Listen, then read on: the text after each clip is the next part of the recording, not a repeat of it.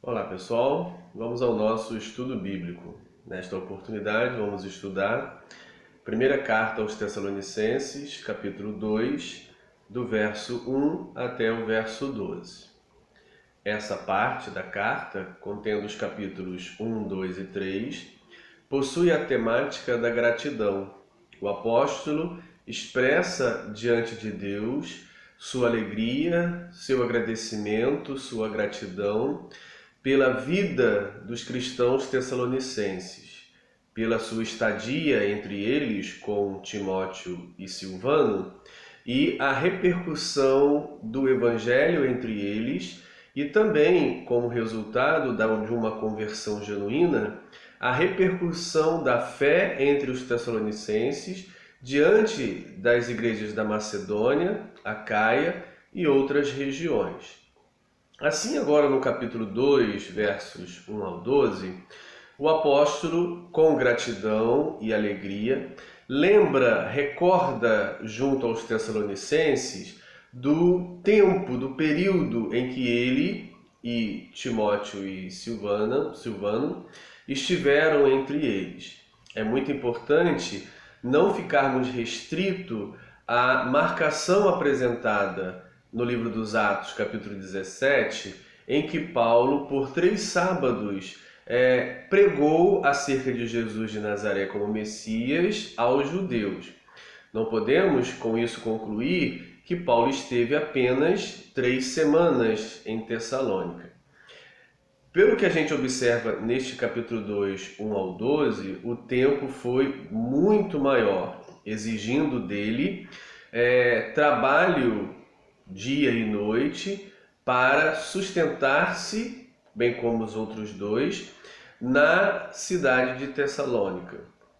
A gente também soma a esse detalhe o que ele vai escrever na carta aos Filipenses, capítulo 4, verso 16, onde ele diz aos filipenses, em gratidão, que por 2 vezes mandaram oferta, ajuda para ele quando ele estava em Tessalônica. Considerando que Filipos estava a 150 quilômetros de Tessalônica e que uma viagem como esta se fazia na maioria das vezes a pé, o tempo entre uma ajuda e outra dificilmente seria menor do que 2, 3 meses. Assim a gente pode deduzir por este versículo em Filipenses 4,16 e pelo que ele vai dizer aqui no capítulo 2, da necessidade de se dedicar a um trabalho, a uma atividade econômica para sustentar-se em Tessalônica, podemos então concluir que o período que ele passou ali foi muito além de 3 semanas, muito além de 2, 3 meses. Então, ele agora recorda isso com bastante alegria. A recordação apresentada no trecho não é feita como uma autoridade apostólica, mas sim ela é feita com uma amizade, como uma alegria no coração do período que passou entre eles e da amizade construída entre os missionários, Paulo, Silas e Timóteo, e a igreja tessalônica. Bem, então o verso 1 diz: porque vós, irmãos, sabeis pessoalmente que a nossa estada entre vós não se tornou infrutífera. Bem, então o que ele vai falar aos Tessalonicenses é parte da experiência pessoal dos próprios Tessalonicenses, ou seja, não é uma experiência tida em outros lugares, mas os seus próprios interlocutores são capazes de atestar, confirmar o que estará sendo dito. A sua presença entre os Tessalonicenses é lembrada com alegria, agradecida a Deus. Também já anteriormente, isso foi mencionado no verso 5, por exemplo, do capítulo 1, porque o nosso evangelho não chegou até vós tão somente em palavra, mas sobretudo em poder no Espírito Santo e em plena convicção, assim como sabeis ter sido o nosso procedimento entre vós e por amor de vós. Então há uma recordação e uma retomada do assunto já trazido no capítulo 1 acerca da importante presença missionária em Tessalônica e o resultado dessa atividade missionária de anúncio do Evangelho. Não se tornou infrutífera, produziu muitos frutos. Verso 2. Mas, apesar de maltratados e ultrajados em Filipos, de onde recebeu as 2 ofertas enquanto estava em Tessalônica, como é do vosso conhecimento, tivemos ousada confiança em nosso Deus, para vos anunciar o Evangelho de Deus em meio de muita luta. Então ele observa a sua estadia, mas ele ressalta uma experiência anterior que poderia levar ao desânimo, ou seja, quando esteve na cidade de Filipos, foi maltratado, passou por situações gravíssimas de perseguição, apanhou, como pode ser verificado no capítulo 16 do livro de Atos. No entanto, isso não o desanimou. No entanto, isso não fez com que ele voltasse atrás e renunciasse o chamado do Senhor ou o trabalho missionário. Ele continuou. E a sua perseverança em continuar trouxe para ele agora, na próxima cidade, uma experiência maravilhosa. Aí a gente observa que, mesmo que a estadia em Filipos tenha produzido fruto, como produziu, segundo nós lemos na própria carta e aos Filipenses e o livro de Atos, mas a situação do apóstolo não foi a mesma. Ou seja, em Filipos produziu-se frutos, mas sob ameaças, perseguições e sofrimentos. Em Tessalônica, produziu frutos. No entanto, não havia a perseguição que ele sofre em Filipos, apesar de haver outras dificuldades. Ou seja, então, não é que em todos os casos ele vai sofrer como sofreu em Filipo, mas em quase todos os casos ele se alegra com o fruto da sua estadia, independente das circunstâncias que experimenta. Assim, o sofrimento em Filipo não tirou dele a ousadia na pregação da palavra e as lutas não desanimaram o apóstolo. Verso 3. Pois a nossa exortação não procede de engano, nem de impureza, nem se baseia em dolo. Bem, a necessidade dele fazer essa defesa de si mesmo, defesa do seu ministério, não se dá necessariamente por uma desconfiança dos tessalonicenses. Ao ler toda a carta, a gente não observa conflitos de desconfianças, seja do apostolado dele ou das suas intenções, presentes na carta. A gente também não observa nenhum inimigo interno, nenhum inimigo na igreja tessalonicense para com o ministério do apóstolo. Então a gente poderia se perguntar, por que ele faz essa defesa de si, uma vez que não havia inimigos internos dentro da igreja ou desconfiança a respeito do seu ministério? Bem, uma possibilidade muito interessante é a presença de pessoas com atividades semelhantes, difundindo outros ensinos e em outras religiões. Por exemplo, era muito comum nesta época, no Império Romano, na cultura grega, que ensinadores, professores, mestres itinerantes fossem de cidade em cidade e conseguissem persuadir e agrupar um grupo de pessoas a partir dos seus ensinos, das suas teorias, da sua filosofia. E esses mestres não tinham simplesmente uma preocupação de ajudar essas pessoas a crescer num determinado conhecimento, mas sim preocupados em consigo mesmos, de ganhar dinheiro, de suprir as suas necessidades, explorando a fé, a credibilidade, a inocência e simplicidade dos seus ouvintes. Então, a defesa que Paulo faz aqui na carta aos Tessalonicenses pode nos remeter a inimigos não internos, mas inimigos externos, no sentido que ele poderia ser comparado.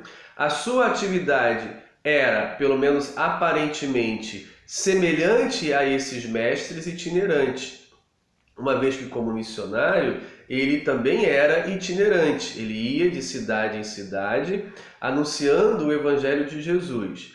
Os mestres itinerantes da sua época também faziam isso. O que ele destaca, vai destacar ao longo do texto, é que, diferentemente desses outros mestres, ele trazia a palavra de Deus com poder no Espírito Santo, capaz de transformar as vidas, de mudar o interior do homem, refletindo no seu exterior. E também ele estava desinteressado de uma exploração econômica dos seus ouvintes.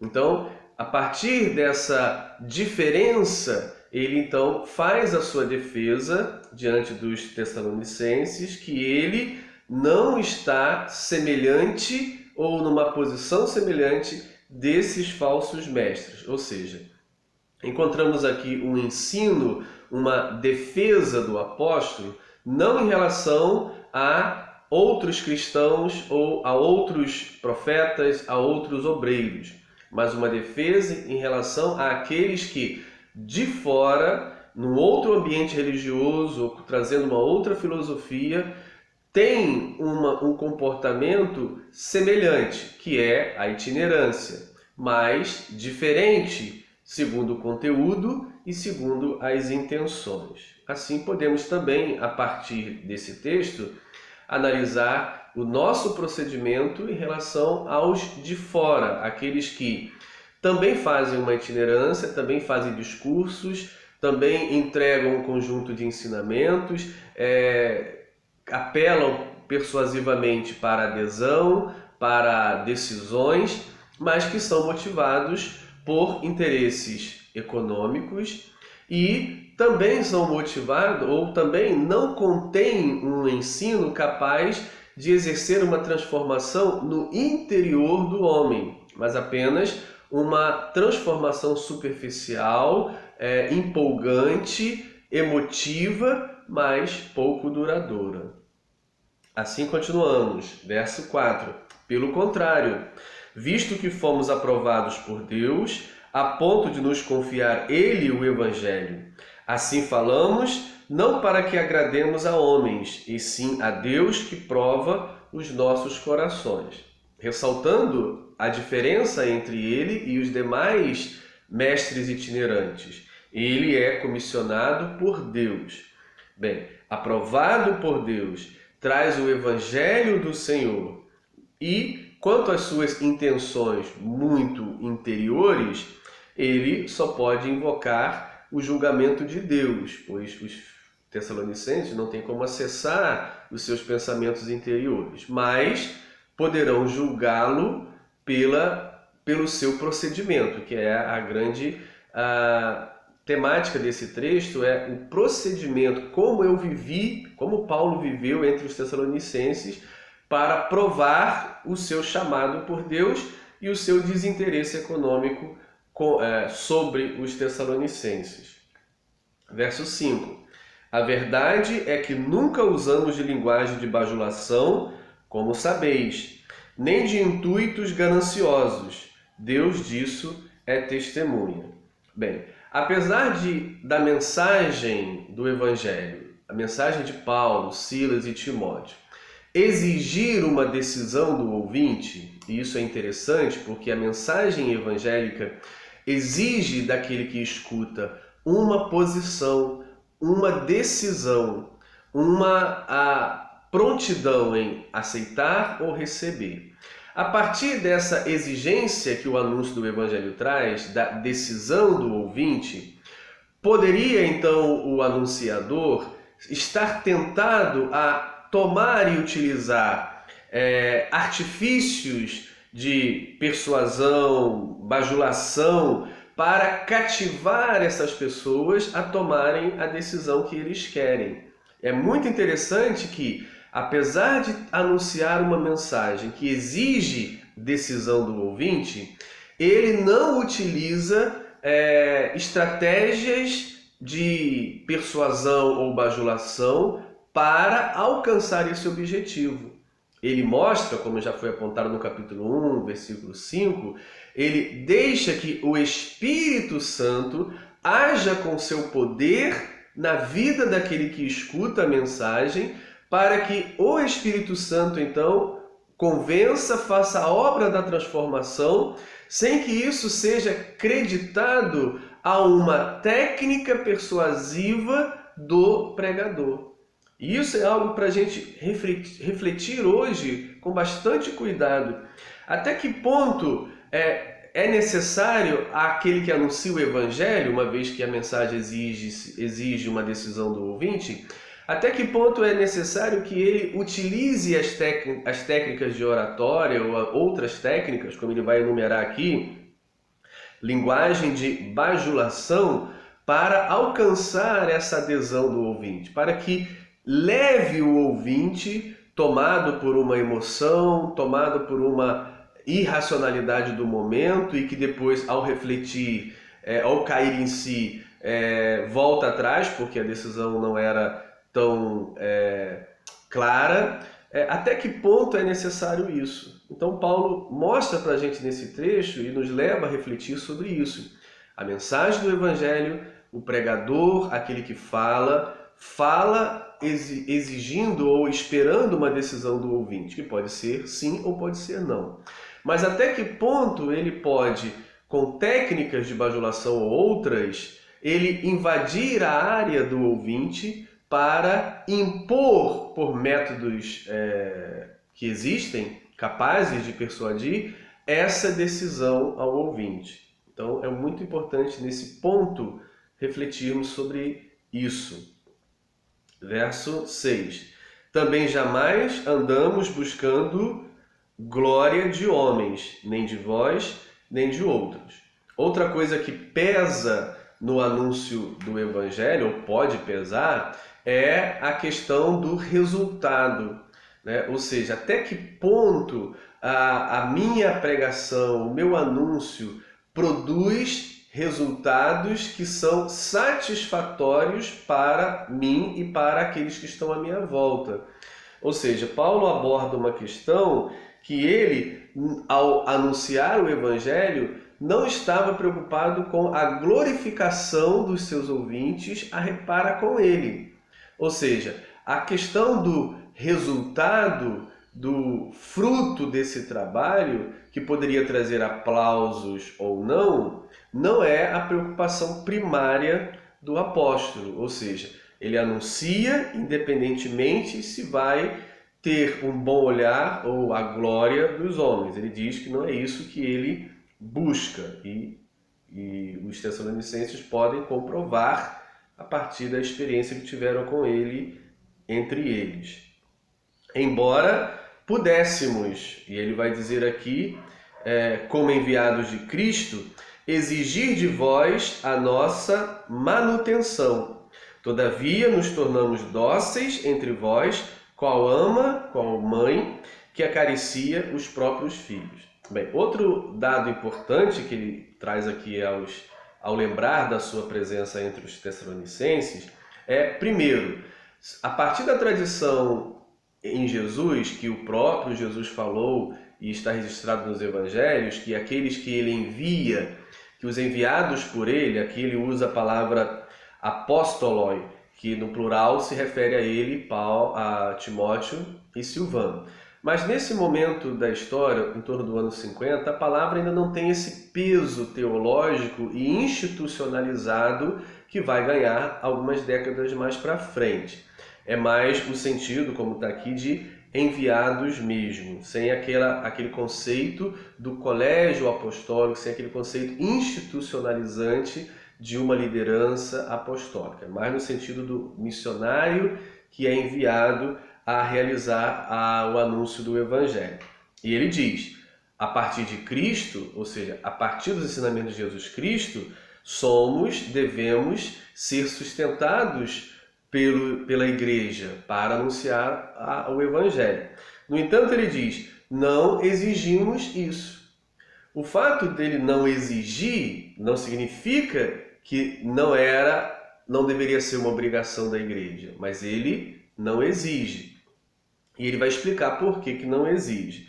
Ele se apresenta diante dos Tessalonicenses não como um filho que precisa ser sustentado pelo pai e pela mãe, mas ele apresenta-se diante dos Tessalonicenses, a princípio aqui no verso 7 como mãe, no verso 11 como pai, ou seja, como aquele que é o provedor, como aquele que dá o alimento, como aquele que tem a responsabilidade de cuidar e não de ser cuidado. Então ele decide, por circunstâncias que talvez não fiquem claras aqui, mas que a gente pode aferir, como por exemplo, aquele texto que eu já mencionei, Filipenses 4,16, que ele recebeu dos filipenses, enquanto estava em Tessalônica, 2 vezes ofertas, ajudas, que ele diz suficientes para a sua manutenção.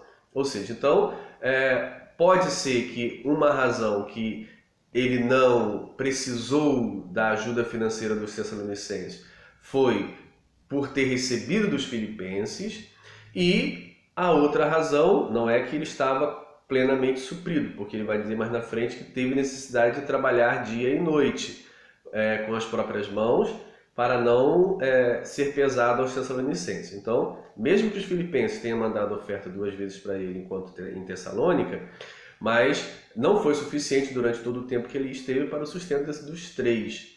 Por isso ele vai ter que trabalhar. Mas o ponto que ele coloca aqui ele não exigiu. E por que ele não exigiu? Porque ele percebeu que poderia ser um peso para aqueles irmãos e o amor dele como a mãe, como o pai, de cuidar dos filhos, faz com que evite sobrecarregar os filhos. Um exemplo muito claro na relação pai e mãe com filhos. Se o filho precisa, os pais suprem. E quando os filhos não podem suprir e os pais não podem suprir, os pais suprem. E quando os pais não podem suprir e os filhos podem, eles suprem os pais. Ou seja, mas em determinado momento são os pais que cuidam e suprem os filhos. Depois de outro momento pode haver a inversão nessa relação de cuidados. O fato ele também vai, na primeira carta aos Coríntios, capítulo 9, falar isso em relação aos coríntios. Não exigir dos coríntios o sustento. Embora, como no capítulo 9 de 1 Coríntios, e aqui ele diz que era dever, a partir do ensinamento de Jesus, que eles fossem sustentados pelas igrejas. Mas tanto lá em 1 Coríntios 9, quanto aqui, ele não impõe isso à igreja, aqui dos Tessalonicenses e lá dos Coríntios. Ele não exige, mas deixa claro que isso deveria ser algo que deveria partir da igreja. E aqui existe um dado também que ele vai apresentar. Provavelmente a igreja dos Tessalonicenses era uma igreja pobre, com pessoas pobres.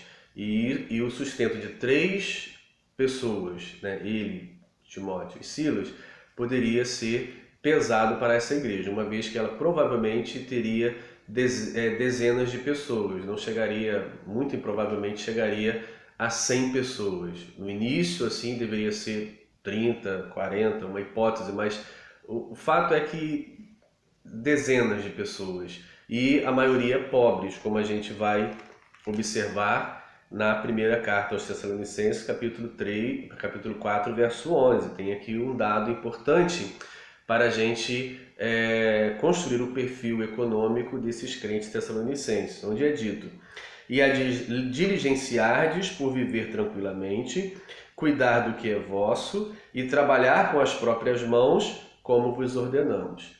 O trabalho com as próprias mãos, o trabalho manual, é um trabalho típico das pessoas de baixa renda, das pessoas pobres. Ou seja, o fato de trabalharem com as mãos, de trabalhar em indústrias de tijolos, ou qualquer tipo de indústria nesse sentido, ou sendo artesãos ou pequenos comerciantes, isso mostra à condição econômica baixa dos tessalonicenses, né? No entanto, mesmo que haja um ou outro mais próspero, a maioria, como ele fala aqui, revela para nós que tinha uma condição baixa econômica. Então daí, 3 pessoas sendo sustentado por aquela igreja, certamente ia trazer um grande peso. Ainda bem, como ele disse, os filipenses cooperaram e ele completa, junto com os demais, trabalhando noite e dia. Verso 5, ou verso 8. Assim, querendo-vos muito, estamos prontos a oferecer-vos não somente o Evangelho de Deus, mas igualmente a nossa própria vida. Por isso que vos tornastes muito amados de nós. Bem, então, não apenas não exigiu esse sustento, mas tirou de si, deu a própria vida, deu o próprio suor, deu o próprio sangue para ajudar os tessalonicenses. E essa relação de supri-los faz crescer o amor, porque o amor é baseado naquilo que fazemos pelo outro. Amor não é simplesmente um sentimento de empatia e de alegria na presença de outros, mas amor é ação, amor é fazer para aquele que precisa, como ele já mencionou no capítulo 1, verso 3, na tríade paulina, fé, amor e esperança, ele ressalta, quando fala do amor, da abnegação do amor, ou seja, o amor verdadeiro é aquele que nos faz renunciar a nós mesmos em prol do outro. Então, quando ele aqui renuncia aos seus direitos, a si mesmo, em prol dos tessalonicenses, ele não apenas está pregando o amor de Jesus, mas ele está corroborando a sua pregação, vivendo este amor, como ele diz, dando a si mesmo. E nessa relação de dar-se, o amor verdadeiro, o amor cristão, é aumentado, é multiplicado. Verso 9. Porque vos recordais, irmãos, do nosso labor e fadiga, e de como noite e dia, trabalhando, labutando, trabalhando, para não vivermos à custa de nenhum de vós, vos proclamamos o Evangelho de Deus. Já falei sobre essa questão da necessidade que ele viu, junto com os outros dois, de trabalharem noite e dia, com as próprias mãos, como era a prática da maioria dos tessalonicenses, para não pesá-los, para não sobrecarregá-los financeiramente. Isso foi visto, certamente, como um gesto de amor desses apóstolos. Verso 10. Vós e Deus sois testemunhas, do modo porque piedosa, justa e irrepreensivelmente procedemos em relação a vós outros que credes. Ou seja, não há um apelo maior do que o testemunho visual, o testemunho da experiência do relacionamento. Ele pode dizer, vós e Deus sois testemunhas do modo como vivemos entre vocês. É isso que dá ao apóstolo a autoridade, a credibilidade no anúncio da palavra. É o viver como Jesus, que era visto pela multidão como aquele que tinha autoridade e falava como quem tinha autoridade, não como os escribas e fariseus, porque Jesus vivia o que falava. A autoridade do falante da palavra de Deus está na sua prática de vida, naquilo que ele vive, e não na sua capacidade discursiva. Verso 11. E sabeis ainda de que maneira, como pai a seus filhos, a cada um de vós exortamos, consolamos e admoestamos, para viverdes por modo digno de Deus, que vos chama para o seu reino e glória. Interessante que ele se compara, a princípio, no verso 7, com a mãe que dá o alimento, que cuida, que provê o alimento, e agora se compara com o pai que exorta, consola e admoesta. São imagens da figura materna e paterna naquela sociedade antiga, na família antiga, onde a mãe dava o alimento e o pai a exortação e o conselho. Assim ele, em relação aos Tessalonicenses, se torna pai e mãe. Age como mãe e age como pai. Para que eles tenham um modo de viver digno do chamado que receberam de Deus. E esse modo de viver digno vai revelar a eleição deles, como já apontado no verso 4 do capítulo 1. Que vos chama, a eleição tem relação com o chamado, que vos chama para o seu reino e glória. Ou seja, então, esses 12 versículos do capítulo 2 mostra para nós o apóstolo trazendo as suas lembranças à tona, e a gente percebe que essas lembranças são trazidas com alegria e não com tristeza. São trazidas não para corrigir os tessalonicenses de alguma coisa, mas são trazidas para agradecer a Deus pela vida dos tessalonicenses e como fruto do resultado da presença dele, Paulo, Timóteo e Silvano ou Silas, na vida, na cidade dos Tessalonicenses, na relação com eles. Então ele relembra essa sua experiência com alegria e agradecimento a Deus. Um abraço.